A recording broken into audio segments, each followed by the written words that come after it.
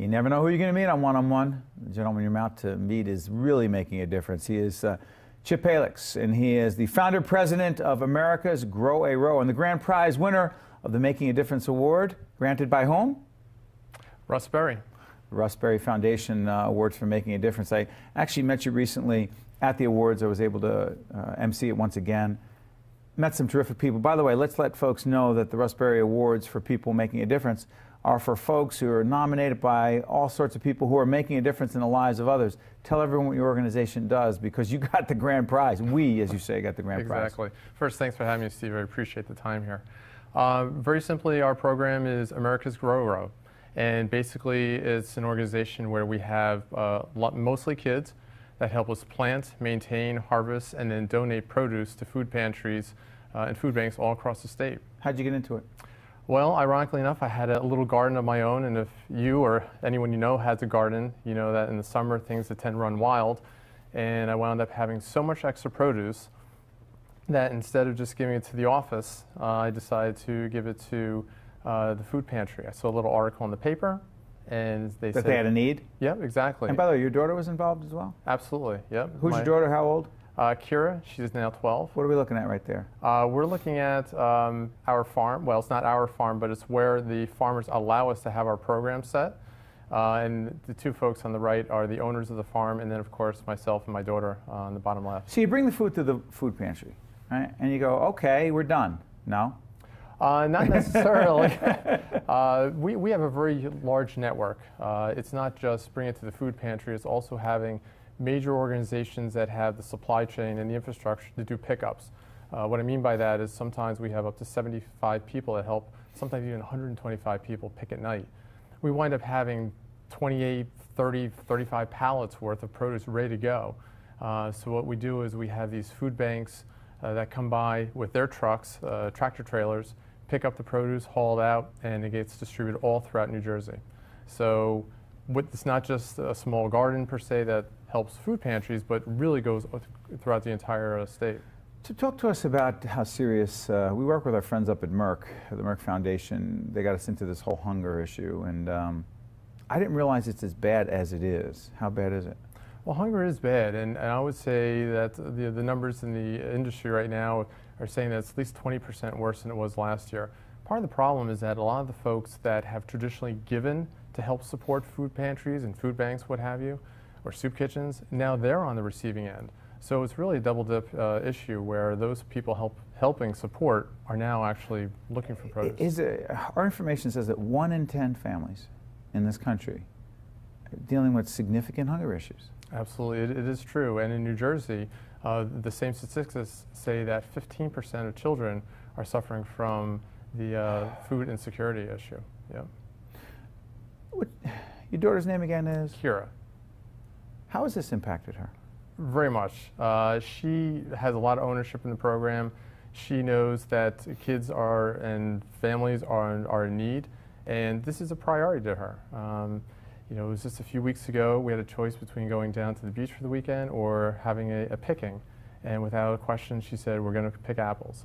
So it's really resonated in her heart, and that's really part of the program, is that we want kids at an early age where we can set the seeds, so to speak, for them to give back, so that when they become tomorrow's leaders, then they're willing to give back and take time from work or what have you. Yeah, the organization has grown tremendously from that first trip to the food pantry, right? It sure has. Describe it. First year, 120 pounds delivered. Okay, first year, 120 pounds delivered. By the way, go on to the website that Chip's talking about as we talk about it. Next. Last year, we donated 320,000 pounds with the help of 950 volunteers. But I got to tell you, November, first week of November, we're targeted to hit our £1 million mark that we've donated since the beginning of the program. How do you feel about that? I feel very blessed to be able to do this work.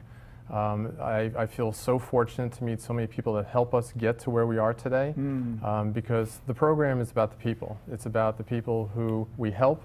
It's about the people who help us help others, all of our volunteers. Speaking of volunteers, the gentleman who sat in that chair many times, Chris Christie, the governor of New Jersey, what's he doing there? The governor and his family and staff, we had a special picking for him.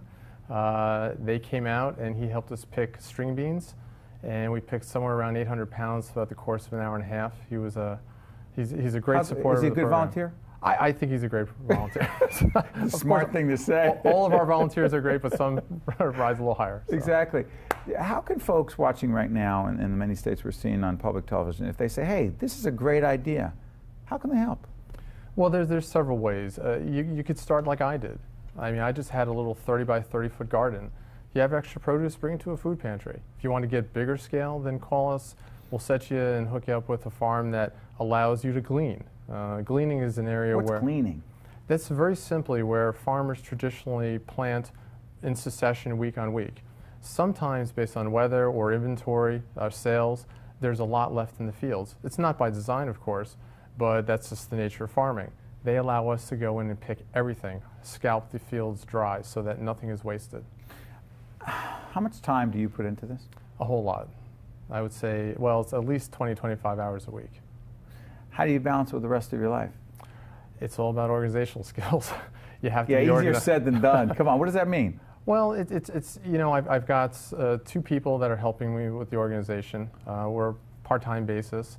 But it's really just, you know what, when you really enjoy something, it's in your heart, and you want to make it happen, it all comes together. You know, it's so funny. I was talking to someone the other day in the finance field, having nothing to do with what we're talking about. A guy, a good friend at one of the accounting firms that we work with.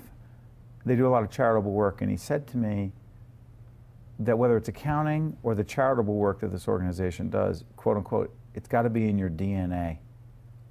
Is this in your DNA? There's no question. There's no question. What does that mean? Well, I think you have to have a want to help others. You know, I'm very fortunate that my professional career has allowed me to garner some skills that allow me to... What do you do professionally? Well, I worked at Unilever for 17 years in sales and marketing and finance. Right. And also now I'm at PNC, a bank in the mortgage division. But all those experiences together bring me to... They teach you fundraising, organizational skills, how to build a team, how to go out there and market and promote, right? That's what it's all about. It's just getting the message out. And before I let you out of here, the Raspberry Award for Making a Difference, we met so many wonderful people running nonprofits. What's the advice you have for someone watching out there right now that says, hey, I'd like to start a not-for-profit, but because I have a belief that I can make a difference, but how would I do that? What would you say? Well, the first thing is you want to get yourself set up properly. Get some good legal advice, make sure the organization is structured properly. From there, it's all about marketing. It's getting the word out. We've been published in the paper or on TV over 150 times, and that's allowed us to get a lot of solid donations and volunteer support. Then it becomes viral and word of mouth.